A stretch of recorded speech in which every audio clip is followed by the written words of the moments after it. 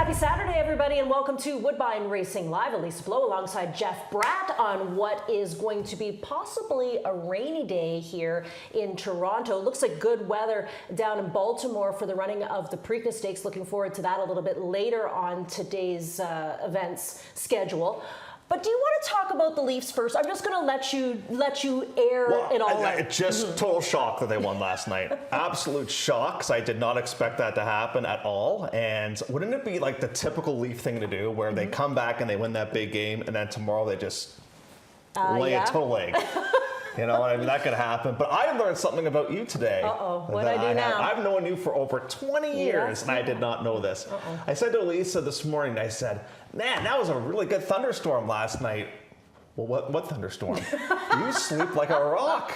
Apparently. Yeah. It was like 2 o'clock in the morning. I had to close the window. Rain was coming in. It was I have thunder a little concoction I use before I go to bed, and it helps me get a real good sleep. Well, you might want to have to share that concoction, because it sounds like it might be pretty good. So, and I was actually thinking about that today when I was driving in today. I said, I wonder if we would have been on the grass today because of the rain that we had last night. But that's coming up in the not too distant future. You know what was really interesting? I didn't see this until this morning on social media, but they had a rough day yesterday at Pimlico at the end of the program. They had to cancel the last race. But like, we were just talking about this. What do you do if you're at a racetrack and all of a sudden on the screens you see shelter in place go up? You panic a little bit, don't you? And Pimlico isn't exactly a state-of-the-art facility right now. It's a very, very old building. A strong breeze could do a little damage there. But thankfully everybody made out of that day okay. That did have an impact on the last couple of races, as you said. You know, the Black-Eyed Susan and the Pimlico Special. So, but today the main track is just fast. So hopefully the weather cooperates there. Yeah, looking forward to that. We're going to talk about the Preakness a little bit later on in the program. 9 races in store for you today on this Saturday, and our feature race of the day today is race number 7. That's the Ruling Angel for 3-year-old fillies. A couple of significant scratches from there too. Big time, but a tip of the cap to Josie Carroll, because she cross-entered and she went to the boys race, and I think that race has come up substantially easier than the girls race today. So kudos to Josie. I think she's made a very nice audible there, because she has a couple fillies in that race, but I think that race is a little bit on the easier side than what the girls race is here today. Today's race is going to be quite interesting, with some U.S. invaders coming in trying to take the stakes events again, and getting onto the Lasix program seems to help a lot of those horses as well. Now, if you were with us yesterday, we had 8 races in total. First few races on the program, Jeff, went to speed horses, I would say. And then looks like as the day went on, the track got a little bit more fair. We saw some stalkers win, 3 of 8. One from a stalking tactic, and then we had one big deep closer. Yeah, that was a big price too. It's 28 to 1. That was Watsonville Red. I didn't think there was really the inside has been good this meet. There's no question about that. But you had a couple of horses that had outside kind of trips that were able to have success. Zipfire was outside. Laughing Out Loud never saw the rail in the finale.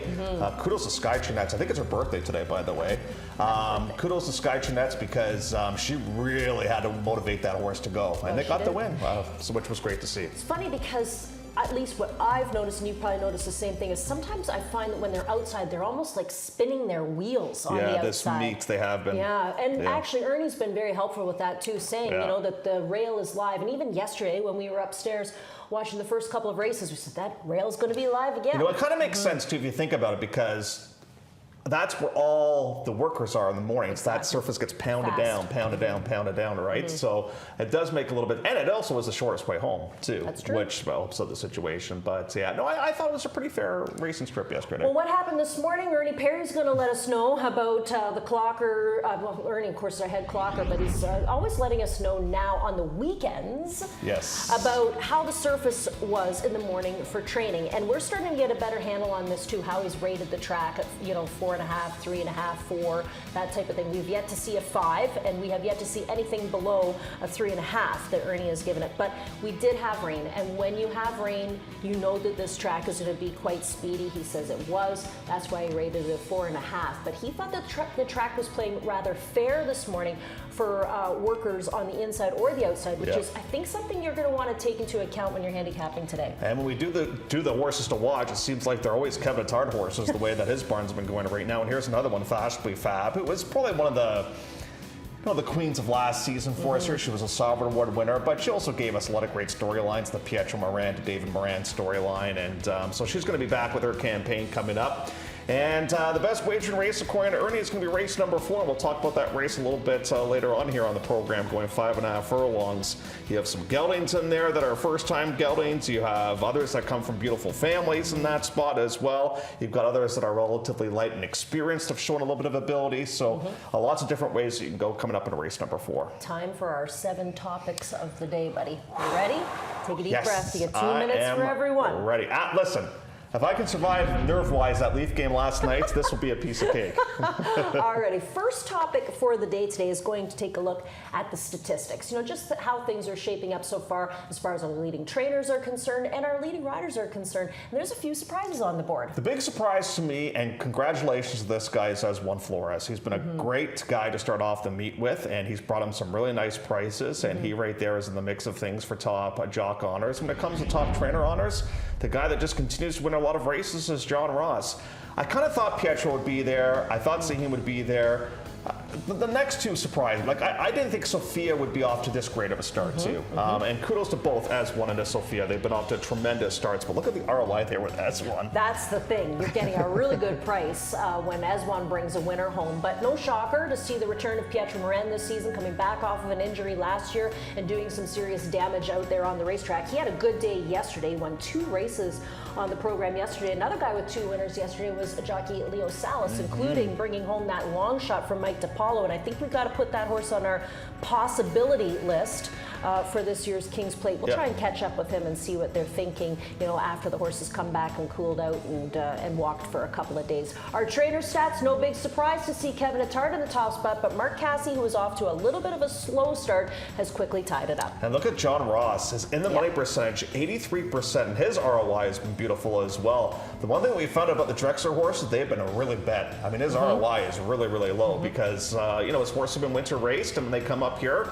they look to be in live spots. And for the most part, they've run very, very well. You're just not getting much value when it comes to his horses. Kevin's got a few horses on today's program. One of them we're going to talk about a little bit later on in the show. But anytime I see Kevin and Pietro teaming up, I put a big star beside that one. Yeah, and we're going to have some stats on that combination coming up a little bit later on as well. So we'll see if they keep that roll going.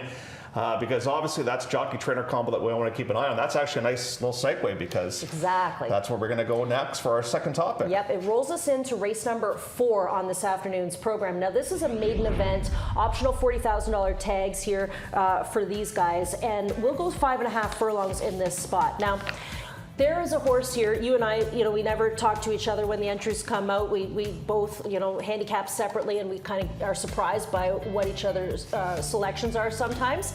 But there was there is a horse in this race, Big Screen Boss, who obviously really caught our eye when it came to pedigree. Yeah, and unfortunately we did have a picture, but well, maybe we can have it up a little later. I don't know if there's something happened, but hopefully we'll have it a little bit later on because Joshua Tarb was nice enough to send us a picture of the horse. So this mare has had 13 starters, all 13 of which have won, which is amazing.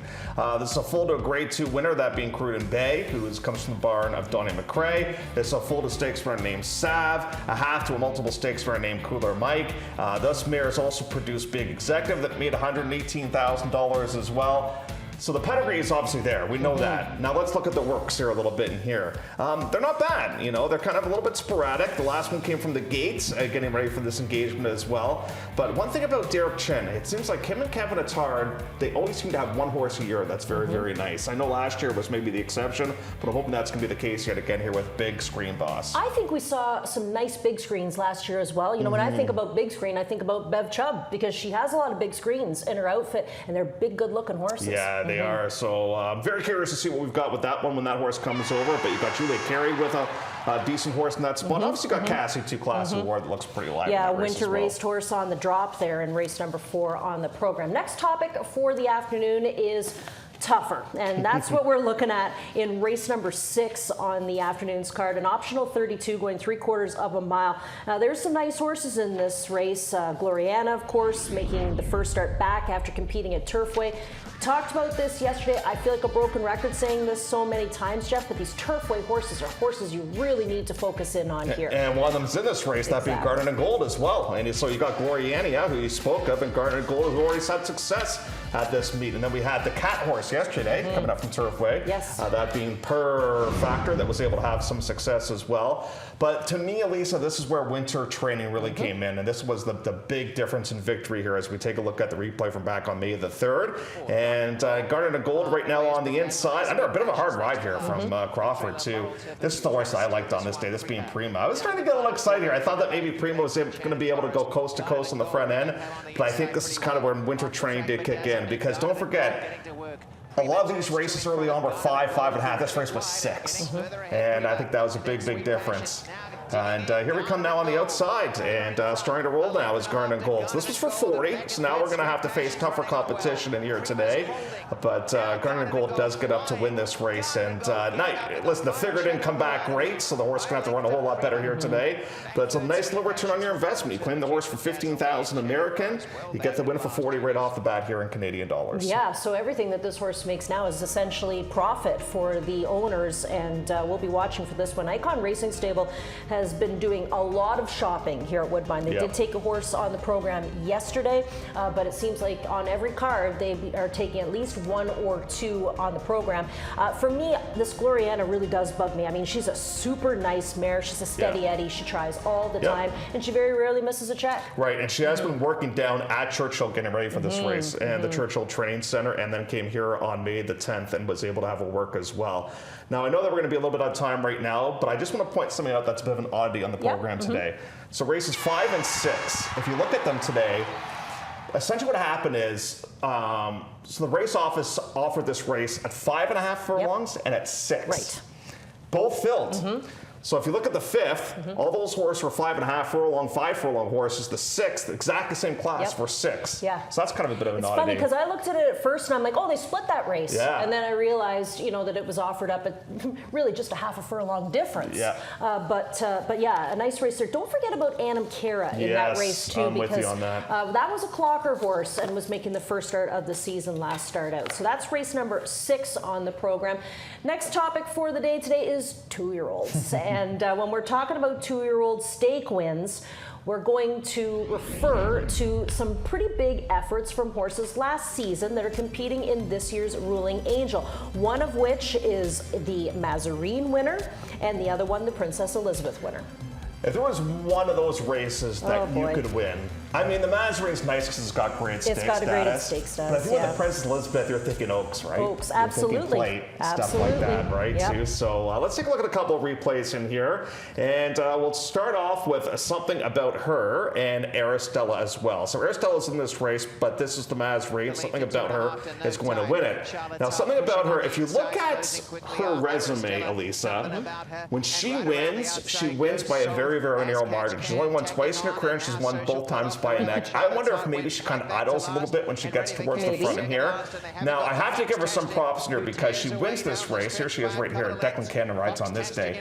Now, this horse right here, this is an Augustin horse that would come out of this race to win right back at Woodbine, and is actually entering a stake tomorrow at Santa Anita. So we know this is quality. And here she comes right here, and she's going to be able to get the win. The only concern I have is the distance, because I think she's a route horse, but we get to go 7/8 in here. But I think Lasix is the big equalizer. Oh, absolutely. Another horse in this race I think that Lasix has certainly helped out is the 9, Brindy. She was here, got onto the Lasix program for the Star Shoot. She won that race. Was Sophia Vivez aboard for Kelsey Danner. And I remember too in the interview with you afterwards, Sophia said, anytime you see Kelsey Danner send up a horse, give it some respect. And I'm going to respect her here today because I think she could come right back and win again. Yeah. One of the other horses that you wanted to talk about is Aristella for Rachel Halden. We know that Rachel was based down in Florida throughout the winter months, and there's a good foundation into this. There is. There's actually a couple horses that we're going to look at in here, and the crew does a great job by identifying this horse. It's a little bit tough to mark this one because we're kind of in a pack of 4 right now at this point of the proceedings, and right now Glenn up on the outside is Aristella. And, the Mazarine, I thought she was a bit of a disappointment, but she bounces back with a much better race on this particular occasion against Canadian breds. I thought Crystal Vision did not have the best of trips, and we'll take a look at Crystal Vision, who's right here, and kind of lacking room a little bit in here, but does fight on very, very gamely to finish in the 3rd place position. Here's a look at Patrick with Aristella, and I find that Patrick, he finds himself on horses that sometimes he really has a great association with. Yes. And I think he really, really likes this horse. I think Aristella's got some quirks that he kind of likes. She's obviously got some ability as well. And she's undefeated with Patrick doing the riding. You know what I think too? Actually, I kind of know this because we've been around these parts for a long time. I think Patrick and Leroy scout out horses that they want to get 100%. and then they go and chase them down. Remember Scorching? Scorching was one of them. Yep. Actually, I'm kind of pumped to see the return of Scorching. Well, he got pretty sick. He was down at Belmont trying to get ready for the Derby, and he got sick. And I think he's just now getting late training. So yeah, it's pretty amazing how much that just knocked him right out of there. But yeah, I just find that, like I said, I think they go scouting for really live horses and they find them. And that's what a good agent should do. That's exactly right. Exactly right. All right, next topic for the day today is Perfect. I thought you were talking about me, but you're not. Perfect comes up in race number 8 on the program. The 8th race, an optional $50,000 claiming event going 7/8 of a mile. Do you ever drive to work and you have like no traffic, every light's green, every song on the radio is fantastic, your gas tank's full, like you're just like nothing could be even throwing you off your day at all because you're in such a positive frame of mind. Luz de la Luna, all the stars just align for this horse. Watch this replay. You're winter trained. You are on a portion of the program where closers did very, very well, and you have all kinds of horses dueling up front in this pack. And right now, Sahin's just doing this. We'll buy these horses anytime I want. Perfect setup. The track was playing perfect on this day, and all he's saying is, where do I go? Where do I go? Do I split? I'd like to go to the outside, but that's not going to materialize in here. But here she comes, and now she's going to split horses here on this occasion. And you know what? She is so consistent. Look at her speed figures. I know, yeah. Always between 70 and 78. Now, I think she's going to run faster to win this race today. I do too. I think today's race is a little tougher. This is substantially tougher. You know, I mean, I went towards the Kevin horse, Bolt Honoree, first start of the season. But, like, again, it's really hard to knock these Kevin horses right now. I think this Zoe could be a player too for Kelsey Danner. Like, you know, I don't think she just threw this horse on the trailer because she wanted 2-for-1 shipping. I just think she sent this horse up here for a reason, and she gets Sophia to ride this one as well. I like Gil the Lily a little bit. I'm just not sure about the 7/8. I like Liam's Gift a little bit as well. Here's a question I want to ask you. We know that Luz de la Luna was a bit of a barn favorite. Oh, when she was with Lisa. Right. Yeah. Do you think they go back in? I was thinking the same thing, but they took a really nice horse. I know. And I think it was for a pretty good piece of money, yeah, right? Around right. $50,000. Yeah, so that might be a so little steep, maybe the money's been spent. And sometimes when you go back, it's not the same, not the Jeff. same. No, it's you. Yeah. It's like those boyfriends of yours. You know, sometimes you give them a second chance. You're like, why did I do this? Me? You talking about me? We're not discussing my past performances, all right?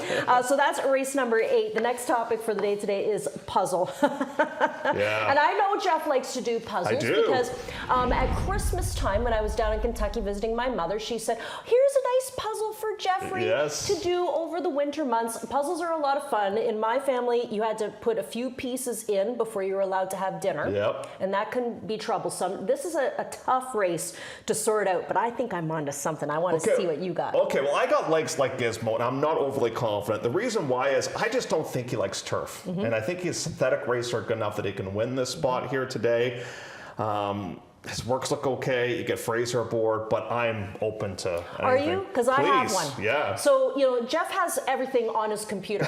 I do everything old school style with a pen and paper, all right? And I mark my horses that I'm like, this time, next time for this one, Jeff. Remember, I'll say that to you. Or, so that's a replay horse for next time. And I write them in a book at home. Okay. The first one I wrote down this year was Contrivance. Okay. And Contrivance is in this race. Why do I love this horse? Because he was entered in a non-winners of 2 as a maiden. And I get it. Those starts are really adding up.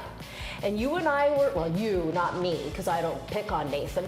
You were picking on Nathan about, can you even read the condition book? Yeah, that's pretty much what I said. Yeah, that's exactly what you said, and he can back me up on that. Yeah. And I thought this horse ran a heck of a race to end up finishing third. In fact, almost won. So now that this one's going to be making the second start and is facing maidens, that's where I'm going. He did run very, very well. But no, it's Nathan and I, we have that type of relationship. But no, I think you're on to, I put the horse second. I went 3-4. So-called Vacation.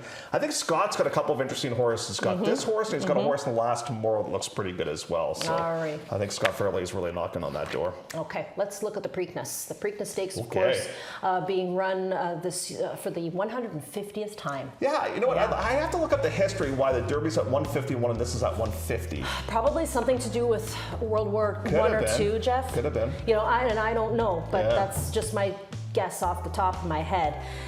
Here's the cool thing. You know, if you would have asked me a couple of days ago, I would have said, guys, I think we're racing in the mud again. Yeah. Right? Yeah. But it's so, and then of course they had that rain yesterday, and then they had the shelter in place warnings yesterday as well. But now they're going to be on a fast track, at least right now when you're watching the signal. It's nice and bright and sunny. So hopefully there's no rain in the forecast for them. They get on a fast track here today, and I think that just changes things completely. Yeah, I think it helps on some horses for sure. You and I both like Sandman, and you're sticking with Sandman. I'm not going to work journalism. He ran great. He ran a winning race. He just got beat by a better horse on that day. And the thing with journalism, a lot of people are like, oh, how's he going to handle the bigger field and stuff like that. He ended up fine. He just got beat, playing so. And now we cut back ever so slightly in distance today. And then on Sandman, for me, such a huge field. He got mud kicked in his face. And I'm thinking, where is he? I couldn't even see him because obviously he was brown when they were coming down the stretch. But for him to end up finishing 7th, and a pretty decent 7th, I'll give him another flyer here today. You know what was cool too? I posted it on my Twitter, and you and I were watching it. The whole band of Metallica. I know, that's cool. We're cheering, are sending out their best wishes. Yeah. So that's really cool. Did you read all this stuff on X about the glue-on shoes? Do you know how many horses wear glue-on shoes? So many horses do that. And a lot of horses have feet issues that you have to manage on a fairly regular basis. Yeah, and you know what they say, no foot, no horse. Like what percentage would you say? A high percentage. Yeah, I think I it's the pounding, right? Yeah. And like I say, there's so many different things over the years that people have done to horses' feet, because it's just, like I say, it can be a real issue. But glue-on shoes, I remember when they first came out, and it was like the hot thing, and now now everybody does it. So Mark, I saw Mark had a very interesting interview with somebody, and he was mentioning I guess horses that are gray, they have kind of a more sensitive type of foot. They have a softer foot. Yeah. If you see a white foot on a horse, you think to yourself, oh, this could cost me a little bit of money. That's why I like my solid black feet, because I know I generally don't have too much of an issue. All right, plays of the day for you. We'll start first with you. But Bryce Blake comes up in race number 3. I think this is a horse that's going to run a lot better today. My pedigree play is Big Screen Boss. We've touched on that one. My Gloriania play is going to come up in race number 6. And my positive angles, I just like the cutback, stats for the barn, the first time Lasix with the barn, and that is Something About Her. All right, let's take a look at what I've sent in for the day. I like Magic Modi. I'm with you on that one. I'm going to play that horse too as my price play. Just going to hit him across the board. But my best bet is People Are People in race number 2 on the program. And I think that's a horse you could maybe look at as a key if you're playing the guaranteed early pick 5. Debut winner, of course, Big Screen Boss. I'm looking forward to seeing this from a perfect mare, 13 for 13, not 4 for 4, 13 for 13. And my beat the favorite horse is Contrivance that we talked about in the last race on the program. I'm just going to play him across the board too, because I think we can get a little bit of cash back on that one. Aristella is a top select. Look at Ron at 8-1. Aristella, top selection at 8-1, coming up in race number 7. That's the on-track feature for the day today. And this might be Doug's biggest price horse he sent in so far. I like it. Zoli, 10-1 morning line. That horse kind of interests me too. That's in the 8th race on the program. We did talk about the 8th race too, because this is the race where we see Let's de la Luna. This is the race where we see Bolt on a Ree, Wickenheiser from the Cassie outfit, but Zoli, a Kelsey Danner horse, who obviously shipped up with her horse that she'll have in today's on-track feature. Ron Doug Clocker is the last one. that we got to take a look at. And Ernie Perry had 2, but one of them's a scratch. Yep. Hibiscus did make the list, but Hibiscus will be in on tomorrow's program. So just keep that one in mind for tomorrow. Liam's Gift is his clocker horse for the day today. That one at 4-1. For Rachel Halden. He's talking about the work on May the 3rd and 47-3 from the gate. Says the horse worked with one by the name of Private Label, who recently finished 3rd. So watch for that one as Ernie Perry's clocker horse for the day at odds of 4-1. So that gets us through the 9 races that we have in store for you today. But guess what? It's Saturday, so we're going to have a special guest in the studio. Excellent. Is he from Australia? He just might be. Yes. Fantastic. Yes. So we'll take a little break. When we come back, Robert Geller will join us in the studio. Love horse racing? HPIBet.com is Canada's leader in online horse betting. Access thousands of live races from hundreds of tracks worldwide instantly. Enjoy the most advanced betting tools like AI Smart Picks and exclusive cashback rewards you won't get anywhere else. Join today and get up to $100 in free bets. Get the ultimate horse betting experience with HPIBet.com.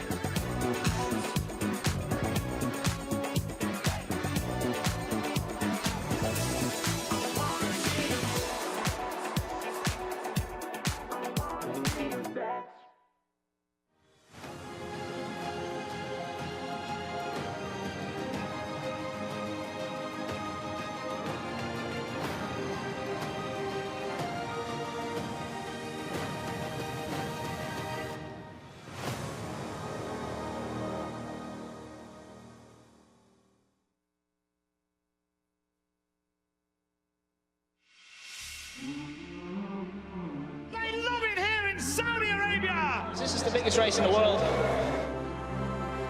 Pinch me, I think I'm dreaming. They're off. This is Dubai World Cup. And they're into the stretch. 2 of the great racehorses in the world. Giant Killer, by name and by nature. A race for the ages.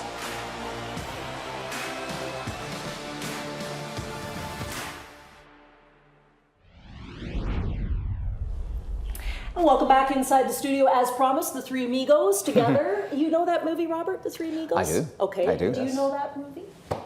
That's what I was Luckily waiting the for. last part. Wow, he knows it better than I do. Alrighty, you talked about, or we talked about our selections for the Preakness. You know, I'm just going with my heart for my selection, yeah. but I know you like to handicap, obviously, these big races. Who do you like? I like the fresh face, number 1, goal-oriented, partly because the lovely bloodline, not this time as amazing as a sire, has been, and I do think it would be appropriate if a fleet Alex Dam could produce the winner. I like a fresh face coming in. To me, journalism, obviously the horse to beat, but I have a feeling this is the type of horse that could run second in every single leg and be amazing still. So I'll take a fresh face because I think Bob Baffert is going to strike at some point soon. That's what I feel. Do you remember the horse's name that almost dropped? A Fleet Alex? Yeah. No. Scrappy T. Scrappy T. Yikes, yes. What a moment. I think it was Ramon Dominguez wrote Scrappy T. You know what? You made my heart skip a beat when you said a Fleet Alex. Yeah, because remember that? Oh. That was crazy. Yeah, we were all working incredible that winner. day, I was just too. like, oh my gosh. Unbelievable. Absolutely Scrappy unbelievable. T. All right. Good memory. Let's talk about some put of these those in. long shots that you have. There Yes. are a lot price horses that you have on today's I program. do. First one's in the 4th race. Jeff and I were talking about Exactly, I heard that. Jeff's horse. I wish. Yeah, he wishes. Big Screen Boss, Kevin's horse. First-time starter. Right, Yeah. the first-time starter, Yeah. because the mare's perfect. And like I said, she's not a perfect 3 for 3. She's a perfect 13 for 13. Yeah. Wow. It's pretty amazing, insane. right? Yeah. That is insane. We'll see if the horse can run or not, but But it is interesting. You mentioned that this is a wide open race, and Yeah. I like a wild card, and the horse is actually called Wild Card. And Julia Carey, I think, giving that horse a run last season, I think will be interesting here on the inside. A fairly difficult position to get away from the rail from. Springer's in this field, and Springer runs second. But let's take a look at Wild Card, who I thought ran a very good race. So we'll pick it up. Go, Jimmy, Go is the winner as we start the run in towards the turn. Let's do it. We're good? Here we go. Yes, the 7 is wildcard on the inside and wants to run. I think is gaining nicely, seems to have a sense that, has a chance to come up the inside. And Springer's there, battling away. Go Jimmy Go is the winner, coming down the outside of the track. But I thought wildcard looked like once getting away from the inside, just starting to come away from the rail a little bit, begins to pick up again. And I felt was starting to gain ground. And I didn't mind this effort for a first lifetime start when Springer was second. So to me, wildcard is a chance, and I like Fraser Abley. He's been riding those finishes so strongly. I have a feeling that the Marquesi horse is the one to beat, which is, let me get the name, Classy War. But at the same time, I'm going to take a shot across the board, I'd suggest, for wildcard. Did you just hear that, you guys? About 2 minutes, or maybe 20 seconds ago, there's a pretty loud boom outside. I think we got a thunderstorm coming in.